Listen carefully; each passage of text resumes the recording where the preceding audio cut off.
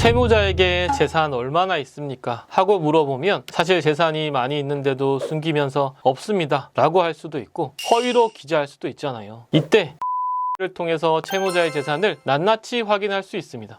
네, 안녕하세요. 여러분들의 민생구조대 민사전문 정재원 변호사입니다. 오늘은 채무자가 실제로 얼마의 재산을 가지고 있는지 정확히 확인할 수 있는 방법을 말씀드리겠습니다. 돈을 돌려받으려면 먼저 채무자에게 재산이 얼마나 있는지 확인해야겠죠. 패소 판결을 받은 채무자가 판결을 바로 받아들이고 채무를 변제해주면 좋겠지만 채무를 변제하지 않으려고 재산을 숨기고 줄 돈이 없으니 알아서 해라 이렇게 나오는 경우도 많습니다. 심지어는 단순히 재산이 있다는 것을 숨기는 것에서 나아가서 채권자의 강제집행에 대비해서 부동산, 차량, 예금 같은 재산을 다른 사람의 명의로 옮겨놓기도 합니다. 이렇게 채무자가 재산을 숨기면서 채무를 변제하지 않을 경우에 강제집행을 할 채무자의 재산을 찾기 위해서 활용할 수 있는 절차가 법원을 통한 재산명시와 재산조회 절차입니다. 재산명시 절차란 채무자가 판결과 같은 집행권한에 기한 금전채무를 이행하지 않는 경우에 법원이 그 채무자로 하여금 강제집행의 대상이 되는 재산 상태를 명시한 재산 목록을 제출하게 하여 재산 관계를 공개하고 그 재산 목록의 진실함을 선서하게 하는 법적 절차를 말합니다. 또 재산조회 제도란 채권자가 법원을 통해서 개인의 재산과 신용에 관한 자료를 관리하는 공공기관, 금융기관, 단체 등의 채무자 명의의 재산에 관하여 조회할 수 있도록 하는 제도입니다.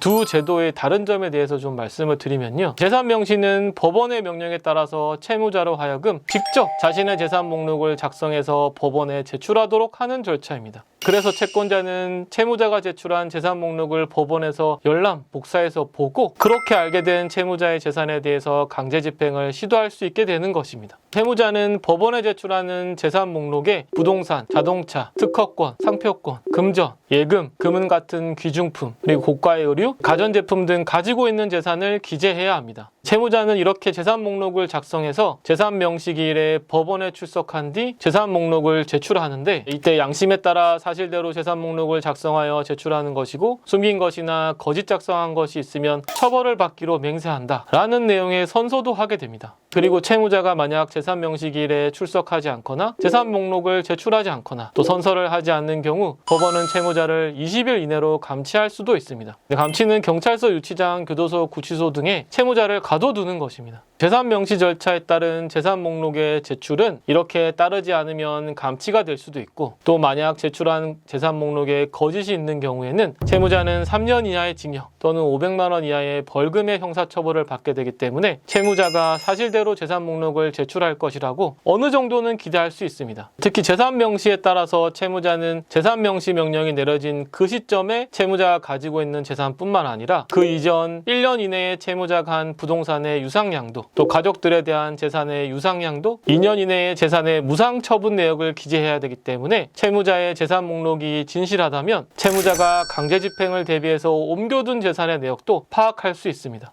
다음으로 재산조회에 대해서 말씀을 드리면요. 재산조회는 재산명시처럼 채무자가 스스로 제출한 재산 목록을 통해서 채무자의 재산을 파악하는 것이 아니라 법원을 통해서 개인의 재산과 신용을 관리하는 기관 단체에 채무자의 재산을 조회해달라는 요청을 해서 그 기관 단체로부터 채무자의 재산 정보를 받아보는 절차입니다. 다시 말해서 재산조회는 재산명시 절차와 같이 채무자가 감치나 형사처벌을 두려워하여 재산 목록에 사실을 기재했을 것이라고 믿고 있는 것이 아니라 채무자가 실제 어떤 재산을 가지고 있는지를 채권자가 직접 조회 신청을 해서 기관 단체의 공식적인 회신 내용으로 채무자의 재산을 적극적으로 파악해보는 절차입니다. 이런 재산조회는 승소 판결을 받은 채권자면 다 할 수 있는 것이 아니라 재산 명시를 신청한 채권자만이 신청을 할 수 있습니다. 또 그 신청 사유로 지금부터 말씀드릴 사유 중에 어느 하나에 해당하는 사유가 있어야 합니다. 첫 번째로 재산 명시 절차에서 채권자가 채무자의 주소, 사는 곳을 알지 못해서 채무자에 대한 송달이 불가능하여 재산 명시 절차를 진행할 수 없었던 경우, 두 번째는 재산 명시 절차에서 채무자가 제출한 재산 목록상의 재산만으로는 채권자가 채권을 전부 변제받기에 부족한 경우, 세 번째는 재산 명시 절차에서 채무자가 재산 명시 기일에 불출석하거나 재산 목록의 제출 또는 선서를 거부하였거나 채무자가 거짓의 재산 목록을 제출한 경우입니다. 그러니까 일단 재산 명시를 신청하였으나 채무자로부터 재산 목록을 받아볼 수 없었던 경우이거나 채무자가 재산 목록을 제출하기는 했지만 재산 목록에 기재된 재산으로는 채권을 다 변제받기에 부족하고 채무자가 뭔가 재산 목록에 기재하지 않았거나 거짓으로 기재한 재산이 있는 느낌이라면 재산조회를 고민해 보게 되는 것입니다. 재산조회에 대해서 민사집행규칙은 재산조회를 할 수 있는 기관과 그 기관으로부터 조회할 수 있는 채무자의 재산이 어떤 것인지를 정해두었습니다. 이걸 말씀을 드리면 법원행정처를 통해서는 채무자의 토지, 건물의 소유권을, 국토교통부를 통해서는 건물의 소유권을, 특허청을 통해서는 특허권, 실용신안권, 디자인권, 상표권을, 또 금융기관을 통해서는 금융자산을, 보험회사를 통해서는 보험해약 환급금을, 한국교통안전공단을 통해서는 자동차, 건설기계의 소유권을 조회해 볼 수 있습니다. 특히 법원행정처를 통해 채무자의 토지 또는 건물 소유권의 재산 조회를 하는 경우에는 현재 채무자가 가진 재산뿐만 아니라 채무자에게 재산명령이 송달되기 2년 안에 채무자가 보유한 토지, 건물 소유권의 내역을 조회해 볼 수 있어서 그동안 채무자가 강제집행을 대비해서 은닉한 부동산이 있는지를 확인해 볼 수 있습니다.